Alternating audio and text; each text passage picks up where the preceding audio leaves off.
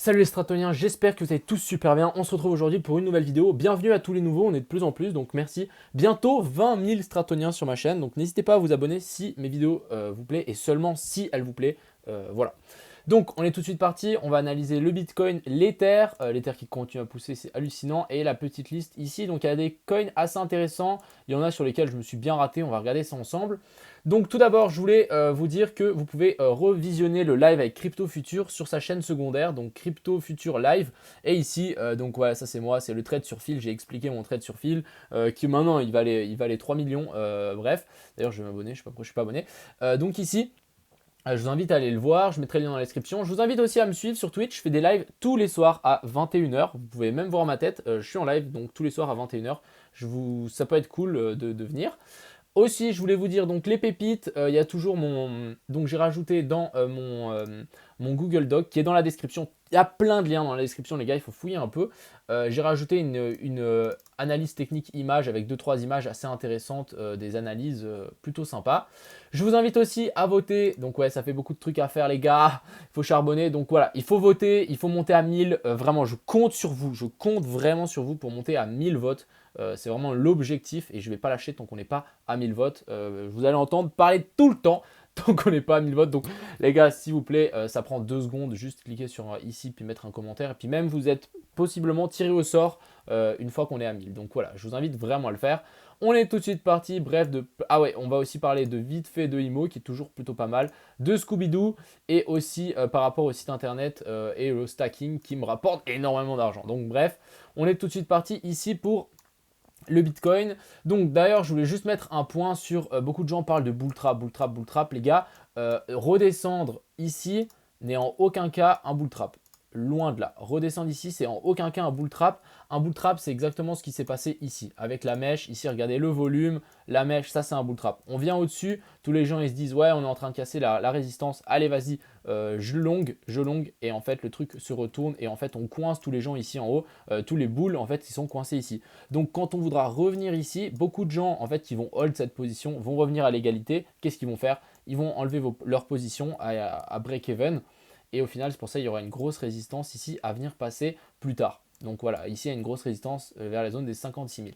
Donc ça c'est un bull trap. En aucun cas, si on descend et on vient même chercher plus bas, c'est pas un bull trap, c'est juste on continue la correction quoi. Ça c'est vraiment un piège acheteur.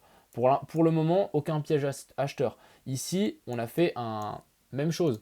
Ici, on a fait un bear trap. On vient chercher plus bas que l'ancien top et on remonte direct et très vite pour en fait liquider les gens qui sont en train de short. On remonte autant vite qu'on est arrivé et il y a eu de la liquidation. Donc là, on a un bear trap. Ici, on a un bull trap. Donc là, ça liquide. On essaie d'avoir le moins de monde sur le marché. Et maintenant, donc il y a beaucoup de gens qui ont tiré cette trendline ici que je me suis amusé à tirer en 4 heures. Hop, je vais juste l'enlever. Voilà.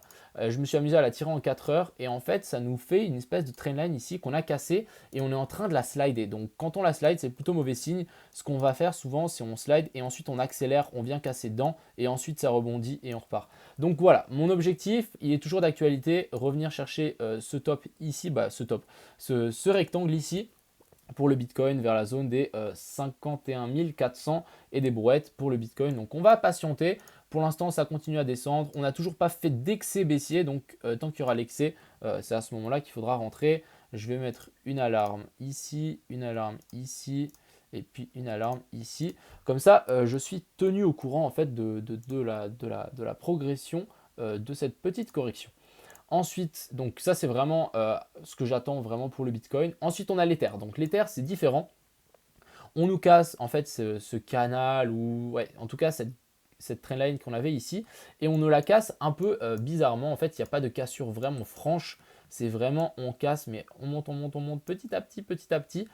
Et quand on fait ce genre de choses, souvent ça s'accélère et on fait un gros pump à la fin. Ça peut pas du tout le faire, mais si on redescend un petit peu, il faut passer en plus grande time frame. Mais quand on fait ce genre de choses, voilà, plus ou moins ici, on monte petit à petit et ensuite ça continue à grimper. Même chose ici, regardez, on monte un petit peu et ensuite ça pump. Donc pour moi, quand on fait ce genre de choses, c'est vraiment, on monte mais sans monter. Mais au final, on monte, je ne sais pas si vous comprenez, regardez, on monte mais c'est difficile à monter en vrai. Donc là, ça continue. Je pense qu'on va sans doute break par le haut. Après, il faut quand même faire attention. C'est une pattern baissière. C'est un biseau descendant. Souvent, on casse par le bas. Donc, à voir. Vraiment, je suis complètement mitigé pour ce qui est en train de nous faire ici. Un petit retest sur cette zone pourrait totalement être envisageable. Donc ici, soit on fait un gros pump par le haut et on vient directement chercher cette zone vers la zone des 3200, soit ça va prendre un peu plus de temps et on revient ici dessus et on repart. Donc voilà. Ce que je voulais vous montrer aussi par rapport au Bitcoin et à l'Ether, donc si on vient juste dans les signets ici, donc c'est dans mes enregistrements, on a Crypto Capo qui a partagé cette analyse sur la Binance, le Bitcoin dominance. Donc là, on est actuellement sur la grosse zone des 50%. Si on casse, on va casser. Donc lui, il dit que l'alt season a déjà commencé par là-haut. Ensuite, on casse, on devrait refaire un petit rebond pour ensuite aller chercher de nouveau cette zone vers la zone des 40%, 41% et ensuite chercher un peu plus bas. Et là, il a dit what if, donc ça veut dire si on casse ce truc là, ça peut vraiment repartir violent. Donc voilà, lui après il dit qu'on peut avoir une divergence qui remonte, etc. Le Bitcoin qui repart, donc voilà, comme ici. Donc actuellement, ça se trouve, on est déjà dans l'alt season qui se finirait fin 2021. Ce que je pense aussi, vu que ça prend du temps actuellement. Donc, par rapport à ça, si on va vite chercher ici la dominance du Bitcoin, voilà, on est à 49%, on est en train de lâcher cette grosse zone. À voir si ça va tenir, à voir si le Bitcoin va reprendre un petit peu d'impulsion avant, comment on appelle ça, avant la fin du mois, qui est dans 3 jours. Mais c'est très possible aussi hein, qu'on fasse ceci ou qu'on rebondisse, bien chercher ici et on repart. Donc voilà, deux possibilités pendant l'été, qu'on rebondisse ou qu'on fasse vraiment le rebond, comme c'est exactement, on vient confirmer le cassage de cette grosse zone de support. Ensuite, on va parler donc de ADA. On a pas mal, donc j'ai déjà analysé les trucs, comme ça ira plus vite. Donc ADA, on a déjà cette trendline ici qui est plutôt intéressante.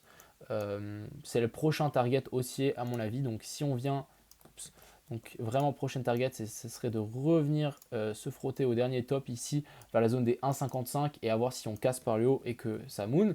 Soit ça fait comme le Bitcoin et ici on vient corriger. Donc deux zones d'entrée selon moi. Donc une vers la zone des 0,382, donc les 1,22 et les 0,618, donc vers les 1,10. Deux sur les grosses zones de support. Ça on peut même tirer un poil plus bas.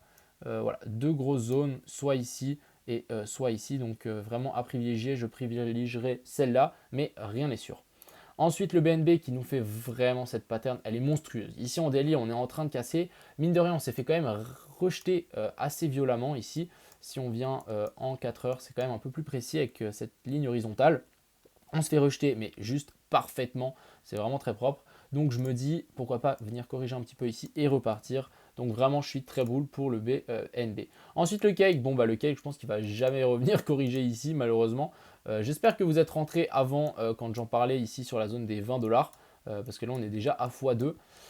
Donc j'ai rien à dire pour le cake, tant que ça pousse. Hein, et puis dès que ça commence à corriger, les gars, vous savez qu'est-ce qu'il vous reste à faire. On va placer un Fibo. Imaginons on trouve le top ici, on place le Fibo 0,618. Voilà, 28, 30, zone toujours clé. Hein, faut toujours placer aux ordres. Ensuite, on a le Dodge. Alors le Dodge ici en 1 heure qui a essayé de faire qui tente de s'extirper par le haut, hein, mine de rien. Regardez, on pourrait imaginer un petit retest. On va juste améliorer ça là. Ouais, pour l'instant, je pense qu'on se fait rejeter. On a eu une analyse ici de donc All Street Bets qui nous a dit qu'on était dans une 1, 2, 3, 4 et 5. Donc en fait, un dernier push par le haut. Je pense que pour moi, on ira toujours chercher beaucoup plus haut que ces targets. Mais pour l'instant, il consolide, il a du mal. Je pense qu'on va repartir violent comme ce qu'on a fait ici. On attend notre cher ami Elon pour nous poser un petit tweet. Ensuite, on a HBAR. Alors ici HBAR, ce que je voulais vous montrer, c'est vraiment en weekly. On est vraiment revenu chercher la zone des 0,68. Donc c'est parfait. Pour moi, le bottom est trouvé. Et comme je vous ai dit, bull flag et ensuite excès par le bas et on réintègre. C'est exactement ce qu'on a fait ici. Donc ici, bull flag, on descend, on vient casser par le bas et ensuite on repart. Donc voilà, c'est exactement ce genre de pattern qu'on a fait là. Donc moi je suis très bull ici pour H-bar. La correction selon moi est finie, on n'ira pas chercher plus bas. Et ce que j'ai fait, c'est j'ai tiré un Fibo depuis ici à ici et je me suis dit qu'on pourrait venir chercher la zone des 0,618 comme ce que fait le Bitcoin. Vraiment nous refaire un petit rebond là pour repartir, nous former un W sympa.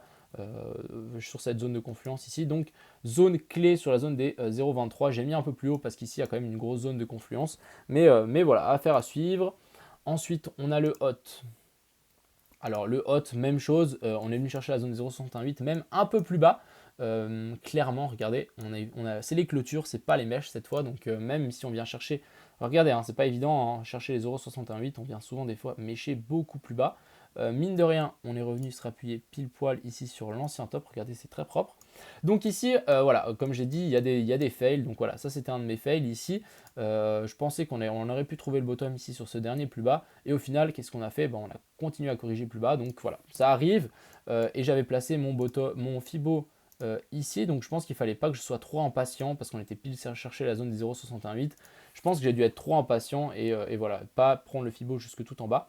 Donc maintenant, erreur réglée, je pense que je prendrai vraiment tout en bas. Donc ici, on pourrait imaginer une petite séance. Pourquoi pas même une petite rechute pour, voilà, comme la plupart des autres. Ensuite, on a le lead. Donc le lead, je l'inspecte toujours. On est en train de former un gros M-top ici. Donc toujours cette zone qui est d'actualité vers la zone des 7,64 et 8. Ensuite, on a le LISC. Donc, le LISC qui vraiment réintègre ces jolies résistances ici. On est venu chercher pile poil la zone des 0,68 par rapport au plus bas. Donc, vraiment quelque chose de très propre. On corrige. Je pense que, voilà, deux zones. Soit ici, ça tient vers la zone des 5 $. Soit ça tient les 0,382. Soit on vient chercher directement plus bas les zones des 4,23, 4,24. D'ailleurs, je vais mettre une alarme ici. On ne sait jamais. Ensuite, on a LTC. Donc, LTC, grosse pattern hyper intéressante ici. Donc, je pense qu'on n'est pas prêt pour ce qui va nous arriver. Ici, on est dans une 1, 2, 3, 4, 5, 6 et 7. Une fois qu'on a fait ça, souvent, ça part et ça part verticalement. Donc, avec cette pattern ici d'élargissement, j'ai rien à dire. Je pense que ça va directement nous propulser vers la zone des 1000 $ pour LTC largement. Donc, ici, à surveiller. Mais je pense que ça peut être un excellent point d'entrée en DCA. On est déjà venu chercher la zone 0,68 sur cette dernière montée. On est revenu pile dessus. Tirons un petit Fibo à partir de, puis ici à ici. Donc voilà, peut-être une zone clé ici vers la zone des 227 $ pour en racheter un petit peu, pour acheter un petit peu de DCA. On a le PSG. PSG qui est juste pas venu chercher notre target. On est venu très proche de la zone des 0,618. Donc pour l'instant, on rebondit. Je pense que revenir vers cette zone, ça peut clairement se payer pour ensuite pousser et venir chercher la zone des 76 $. Mais je suis toujours très bull ici pour PSG. Mine même avec la baisse ici, ça peut clairement se faire. Ici, on a Sol, donc Sol qui maintient toujours cette zone, ce canal haussier. Par contre, j'ai un peu peur. On n'est pas revenu chercher un nouveau plus haut, donc ce qui pourrait nous imaginer ici un gros top. Et ça, c'est dommage quand on va bien chercher le dernier plus haut et qu'on vient stabiliser et latéraliser contre une trendline. Vraiment, moi, je serais tentant d'ouvrir un short ici parce que je pense que ça peut clairement lâcher. Et puis, on pourrait tirer un Fibo là. Donc voilà, ça pourrait nous ramener vers la zone des 0,618, ici des 31. Ça me semble totalement faisable. Donc j'hésite, hein. Franchement, j'hésite. Ça peut clairement se faire. Ici, 28% à prendre. Nous faire vraiment un pattern comme ceci. Je vais vous montrer. Imaginons, on rentre là, on met le stop au-dessus de l'ancien top, et ça, on le met ici. Donc voilà, ça nous fait un ratio de 4, ça se prend clairement. Donc voilà, j'hésite vraiment à reprendre ce petit long ici qui peut clairement ce petit short qui peut clairement passer, je pense, avec un break par le bas. Ensuite, on a SXP. Donc SXP qui s'en fout, hein, lui il continue à monter, même si je viens mettre mes Fibo, etc. On continue à monter. Donc là, je vais pouvoir déplacer ça ici en haut. À voir, donc maintenant il y a ça qui remonte vers le haut. On a ça qui monte aussi un peu par le haut. On a la zone des 0,382 qui est vraiment très intéressante. Je pense qu'il commence à y avoir beaucoup de trucs ici. Mais voilà, je pense qu'un retour déjà sur cette zone, ça pourrait être un excellent point d'achat ici. Donc voilà, je vais placer mon alarme un peu plus haut, mais je vais vous dire vers la zone des 4 $ tout rond. Ensuite, TVK qui se fait repousser par la zone que j'avais indiquée. Donc moi, j'invite vraiment à patienter ici. Ça peut vraiment être un bon plan, mais venir chercher la zone des 0,68 avant, vers la zone des 0,4. Ensuite, on a le win. Alors, le win, qu'est-ce qui nous a fait? Pareil, hein, je me suis trompé aussi par rapport, je pensais que vraiment qu'on avait trouvé le bottom ici. J'avais placé mon Fibo à partir de là à là, donc ça collait pas.